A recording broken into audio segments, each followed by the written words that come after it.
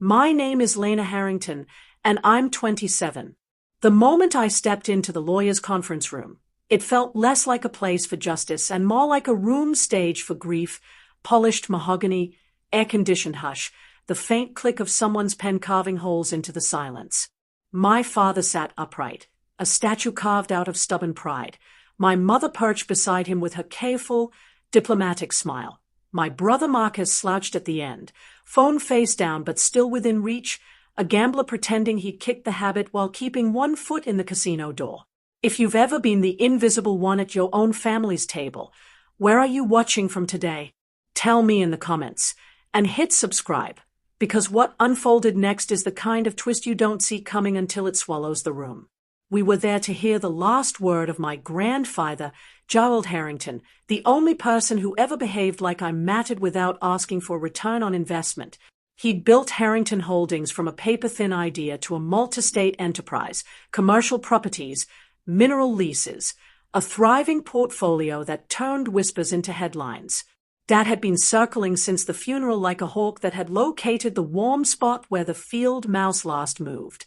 He'd made calls, set lunches, and spoke in that smooth baritone about long overdue transitions and finally claiming what's ours. Alan Pierce, our family's attorney for 3 decades, cleared his throat and began in a steady courtroom voice. The estate, he said, encompassed real estate spanning 4 states, mineral rights, investments, and a controlling stake in the operating company. Approximately $187 million. The number sat on the table like a second sun. Dad's jaw slackened. Marcus's fingers twitched toward his phone and missed. To my son, Robert, Pierce read, $5 million, with the hope he'll learn restraint. Dad's face darkened like a storm bank, but he remained still. To my mother, Diane, went the jewelry collection and the lake cottage, about $8 million combined. Then came the number that sent relief shooting across Marcus's face like morphine. To my grandson, Marcus Harrington, $33 million to support a productive future. He did a small, involuntary pump of his fist. The move might have looked triumphant if his eyes hadn't been so tired.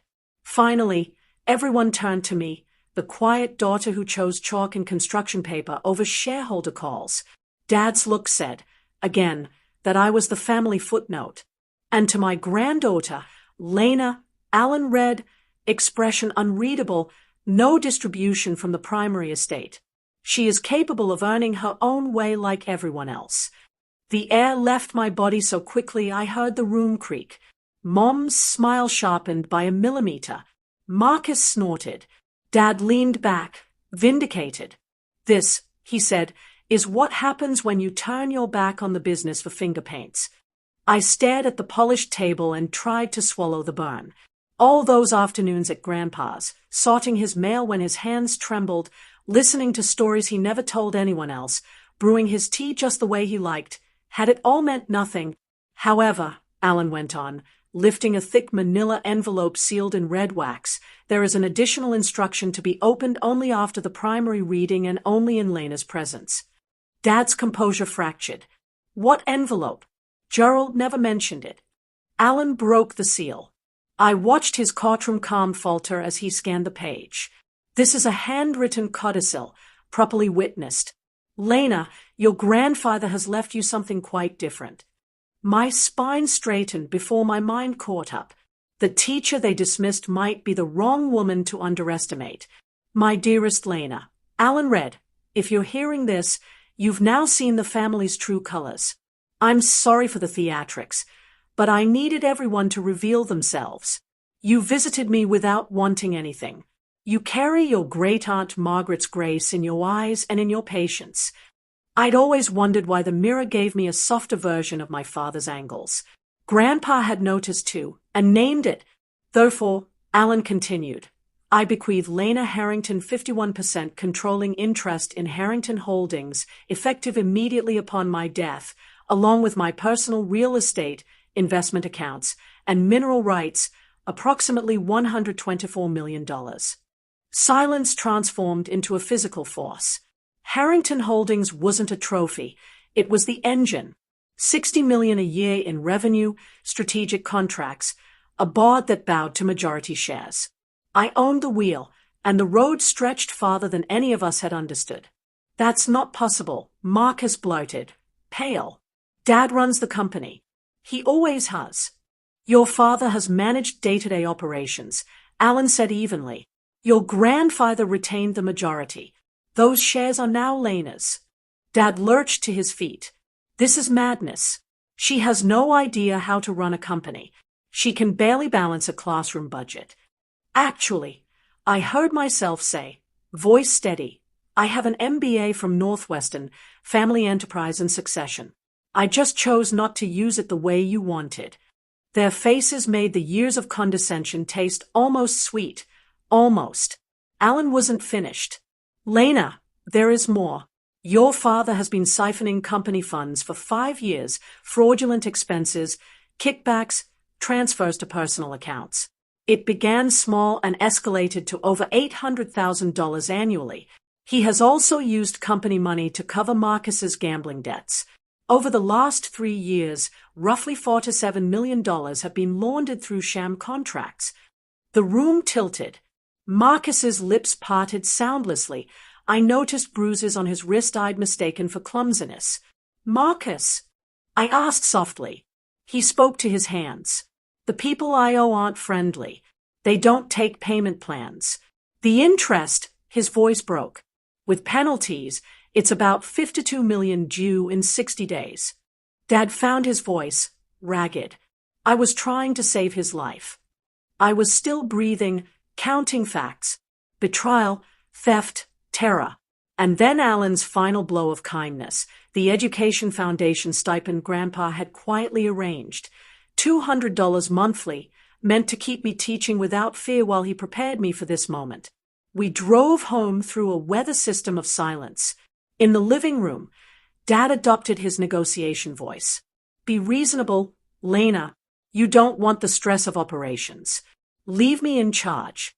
You keep ownership. I handle the work. I almost laughed. The same work that included systematic fraud. Extraordinary circumstances, he said. With Marcus's situation behind us, it won't happen again. Until the next crisis, I replied. Addiction doesn't end because we wish it to. Marcus came in mid-argument, breathless from a call. They gave me 60 days, he said, voice scraped raw. 19.7 million short. I did the math in my head. I'll lend you 20 against your inheritance, I said. But on conditions, residential treatment for at least a year, independent fiduciaries controlling the remainder, and no role at Harrington Holdings for 5 years, documented recovery first. Harsh, Mom whispered. Necessary, I said. The alternative is a funeral. Dad's eyes glistened with a fear I'd never seen in him. And me. Tomorrow I'm opening Grandpa's safety deposit box at Heritage Bank, I said. Then I'm calling an emergency board meeting. Heritage Bank's vault smelled like disinfectant and old secrets. Box 447 slid onto a narrow table, 6 thick folders labeled in my grandfather's precise script. The dossier on Dad was a 5-year autopsy of boundaries crossed, receipts, emails, signed approvals. Every small compromise recorded until small became devouring. The file on Marcus's creditors read like a screenplay from a darker universe, names, interest rates, letters that swapped euphemism for what would happen if money didn't reappear. The third folder, I had to sit down, prove the company's true health. Despite the theft, we were expanding. Without the drain, Harrington Holdings would be surging. The fourth folder was called Lena's Preparation.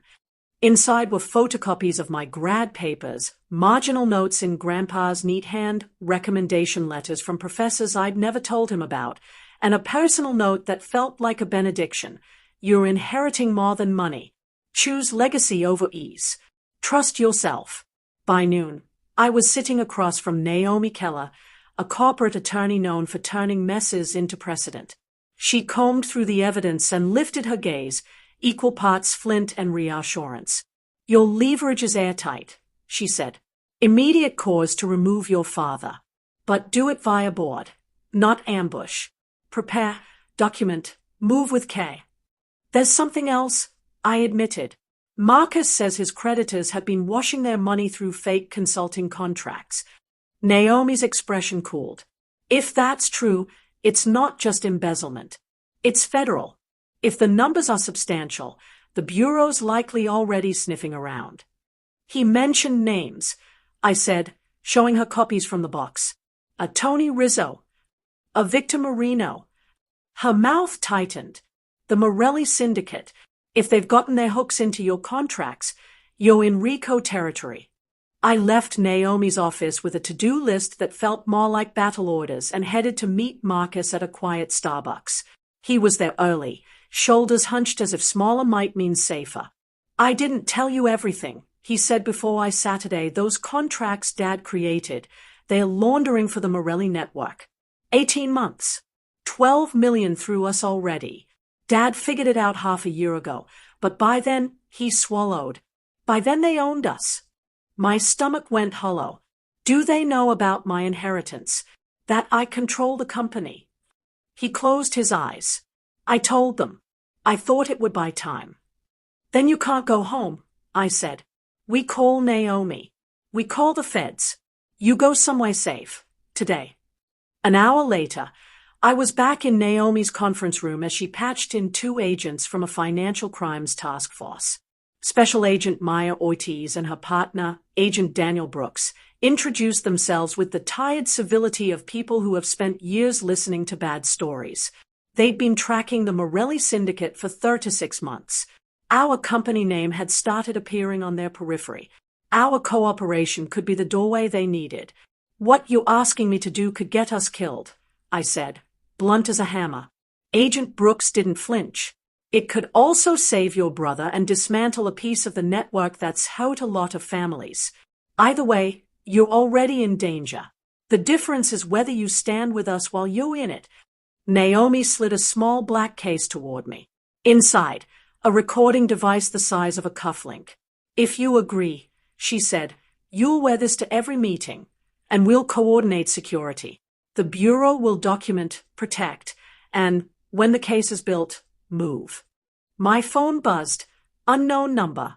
Miss Harrington, we should talk about your family's business. Tomorrow, 2 p.m. Russ's downtown. Come alone. Naomi read the message. Agent Ortiz's mouth flattened. Vincenzo Morelli doesn't usually text. If he's reaching out directly, he wants to assess you personally. How long do I have to decide? I asked. Until tomorrow at 2 p.m., Agent Brooks said. I drove home beneath a sky that couldn't decide between rain and light. Dad waited in his leather chair like a man expecting sentence. Mom drifted by the windows. Marcus paced. I laid out the facts with no padding. The codicil, the theft, the laundering, the Bureau's offer and its weight. The room filled with a helpless kind of noise. Then stillness. So it's prison or informant, Marcus said finally, voice small. Or run and end up in a ditch, I added. There's no clean exit. Dad pressed his palms together. Lena, I've been in rooms with Tony Rizzo. Violence is a line to them, not a cliff. They cross it as easily as the rest of us cross streets. Then we bring streetlights, I said. We cooperate. Marcus goes to treatment and protective custody. You testify and take the legal consequences for what you did. And I run the company as a legitimate enterprise while working with the Bureau. Dad stared at me like he'd never met me before. A week ago you were planning field trips. 5-year-olds have taught me more about managing chaos than most CEOs ever learn, I said, and the smallest laugh broke the tension like a match in a cold room. That night, the agents trained me. Code phrases. How to keep my breathing even while a monster smiles. How to ask innocuous questions that invite men like Vincenzo to explain how smart they are without knowing they are hanging themselves. At 1:58 the next day, I walked into Russ's with a blazer that belonged to a woman who signs paychecks and a pulse that wouldn't obey me. The maitre d' guided me to a corner table where 2 men rose. Vincenzo Morelli was compact, polished, lethal the way a scalpel is lethal. Beside him, Tony Rizzo wore the smirk of a man who likes to watch things break. Ms. Harrington, Vincenzo said, extending his hand with theatre school charm. Thank you for meeting us. I shook his hand and took my seat, every nerve ending aware of the silent net strung by the agents in the dining room and on the sidewalk outside. I'm still learning the company's client relationships, I said. I appreciate clarity. Vincenzo smiled, the expression not quite reaching his eyes.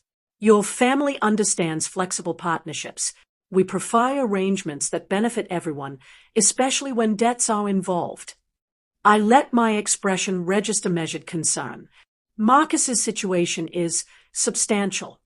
19.7 million, he said promptly, plus interest. And the consulting work? I asked. Document management, regulatory, translation. The whisper went, money washed in suits. Specialized services, Tony put in smoothly. Your father has been a reliable partner. We expect continuity. There it was, the velvet-wrapped threat. Continuity, Vincenzo repeated softly, is the key to safety in business and in life. I lifted my water, careful to keep my hand steady. Then we should discuss terms. He leaned in, pleased. Excellent. Your family's future depends on it. I smiled back, just enough. The button under my lapel blinked soundlessly, and I thought of Grandpa's note, choose the harder right. I had. Now I just had to survive it. The debrief stretched late into the night. The FBI agents replayed every second of my lunch with Vincenzo, pausing on words like continuity and arrangement, dissecting tone, posture, inflection. Each phrase was a data point in a growing case file. He gave us more than we hoped for, Agent Ortiz said finally, eyes on the transcript. He admitted the partnership referenced Marcus's debt and tied both to the company. That's extortion, racketeering, and money laundering in one conversation. Naomi exhaled slowly. You did well, Lena. Calm, natural, no signs of fear. I smiled faintly. Fear's there. I just learned to make it sit quietly. Agent Brooks leaned forward. Next step, we'll need you to maintain contact. He'll expect another meeting within the week, maybe to formalize contracts or transfer funds. We'll prepare the paperwork. They'll be fake agreements designed to gather more evidence. And how long before arrests? I asked. 2, maybe 3 months, Brooks said. We can't rush. We need their whole network, bankers, shell corporations, couriers. 3 months. 90 days of pretending I was compliant, of letting a mob family believe I was one of them. My pulse quickened at the thought, but beneath the fear was something colder, sharper, a sense of purpose I'd never known. Over the following weeks, my life split in two. By day, I was the new CEO, touring factories, meeting staff, repairing trust eroded by years of mismanagement. By night, I was an informant. The agents installed security cameras around my home, encrypted my calls, and had cars trailing me everywhere I went. Every message from Vincenzo arrived through untraceable numbers, each meeting arranged in short notice, always in crowded public spaces. The second meeting took place at a downtown art gallery during a private exhibition. Vincenzo arrived in a tailored suit that whispered money and menace. He congratulated me on taking initiative and offered to introduce me to partners who appreciated discretion. The FBI recorded every word. By the third meeting, he was discussing specific offshore accounts and promising mutual benefits if I transferred corporate funds through them. That night, as agents reviewed the footage, Agent Ortiz looked at me grimly. He's starting to trust you, which means you're getting close, and you're getting dangerous. Meanwhile, my family was changing too. Marcus completed his intake at a residential rehab center under FBI protection. The withdrawal nearly broke him, but for the first time in years, his eyes started to look clay. Dad was preparing to testify, trading his freedom for leniency. Mom stayed mostly silent, but I caught her praying every morning before sunrise. 2 months in, Vincenzo requested a private dinner outside city limits. No handlers, no public crowd. The agents wanted to stop it, but I insisted. He's testing me, I said. If I refuse, He'll know I'm not in control. They relented, wiring me with a tracker, hidden MIC, and an extraction team 5 minutes away. The dinner took place in a countryside villa owned by one of his shell companies. Candlelight, expensive wine, the kind of curated calm that hides storms underneath. Vincenzo poured a glass and studied me across the table. "You've impressed me, Miss Harrington," he said. "Your father was a decent manager, but you think bigger." "I try to be thorough," I replied. He smiled. "Then you'll appreciate precision. Starting next month, we'll use your company to move $50 million through 3 dummy subsidiaries. You'll receive a 10% cut. Everyone wins." Every instinct screamed at me to stay composed. $50 million is a significant volume, I said evenly. "I'll need to review compliance logistics." Vincenzo leaned forward, eyes narrowing. "Compliance is for people who follow rules. We make them." At that moment, a distant crash echoed outside, the extraction team's cue, disguised as a traffic accident. Vincenzo's guards turned their heads.